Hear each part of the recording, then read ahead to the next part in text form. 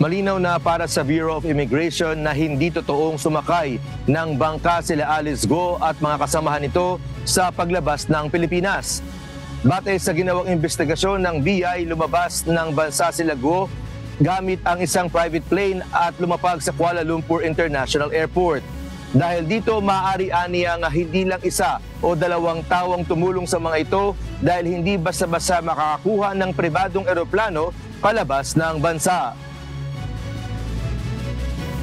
Po sa ating analysis, mukhang malabo po na isang major international airport or seaport ang ginamit niya dahil i-check po natin lahat ng mga manifest ng mga aircraft na umaalis po mula July 1 to 20 at wala po tayong nakita any departure nila from aircraft and seacraft po na in-inspect ng Bureau of Immigration.